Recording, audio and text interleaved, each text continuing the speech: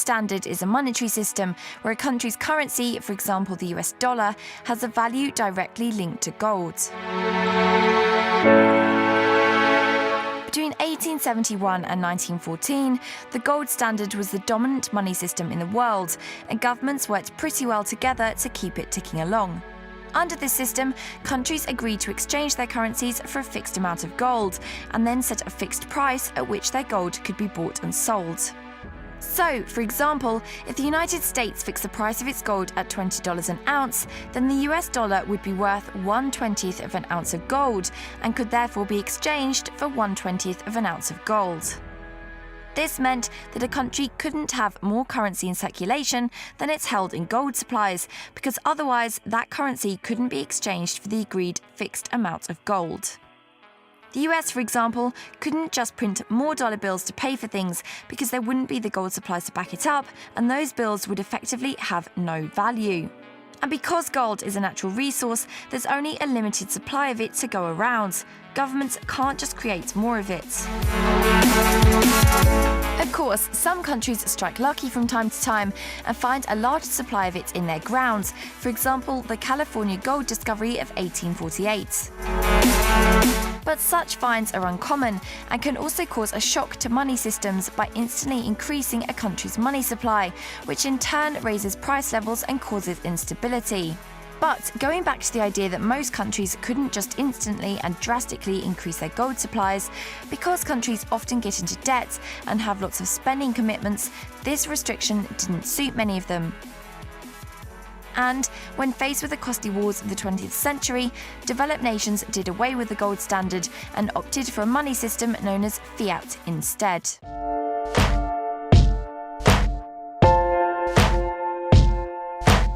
This is a system where currencies have a value given to them by governments rather than linked to gold.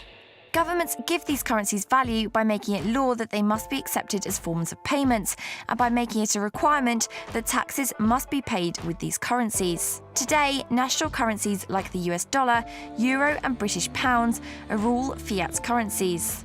And because the value of a fiat currency isn't linked to gold, governments have the power to issue more of it where they see fit, while banks are able to create more of a fiat currency through lending. Under the fiat system, there's no limit to how much money can be created, and this has led to the global money supply increasing dramatically.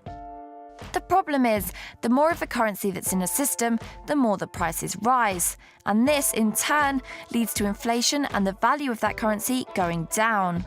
Over the past 100 years, the purchasing power of the US dollar, for example, has fallen by 98%. That means that what $1 US can buy you today is a lot less than what it could buy you in 1914.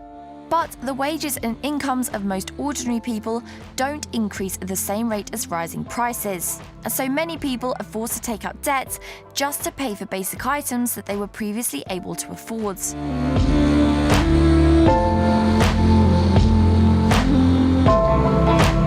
Governments are facing a similar problem, except that their debt is on a whole other level.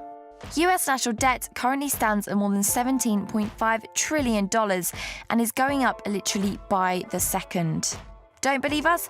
Try taking a look at this.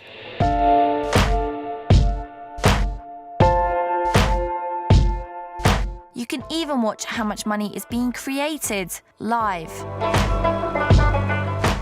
So, to sum up, as more money enters the system, the more the prices rise, and the more debt that people and governments are forced to take on. In recent years, the idea of a return to the gold standard has been gaining popularity in Western countries. Advocates of this idea, including three-time US presidential candidate Ron Paul, believe it could help to stabilize the world's monetary systems and contain rampant inflation and debt. There would be several problems with the return to the gold standard, however, including short-term price shocks caused by gold rushes or gold being lost, the risk of governments and central banks, who would be the ones responsible for regulating a gold standard system, not playing by the rules, and on a more practical level, there simply isn't enough gold in the world to match the current money supply.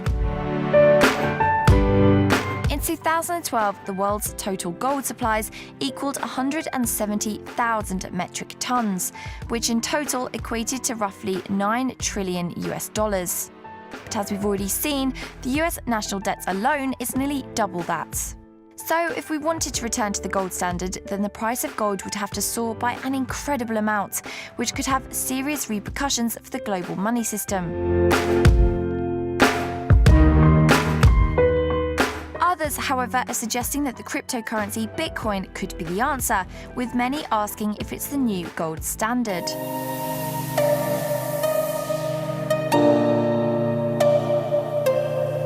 And it's true that Bitcoin and gold share similar features. Bitcoin is essentially digital gold. There is a finite supply, just like there is a finite supply of gold. There's a certain predictable rate at which Bitcoin are being mined, similar to somewhat predictable rate at which gold is being mined. In fact, some of the principles behind Bitcoin are apparently deliberately designed after gold's. And while some point out that Bitcoin isn't a hard commodity like gold, something that can be physically touched, the value of both is determined in a similar way. For while gold can be turned into jewelry, etc., it can't be eaten, burnt for energy, or used to build a house. Essentially anything that humans really need. Which means its value only really comes from the belief by people that it is worth something. And the same is true for Bitcoin.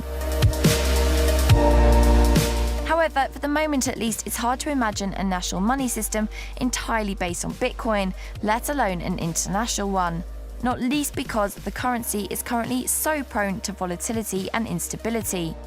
So there you have it, the gold standard versus fiat money system debate explained, with a dash of cryptocurrencies thrown in for good measure. Let us know your thoughts on this debate in the comments below, and we'll see you again next time.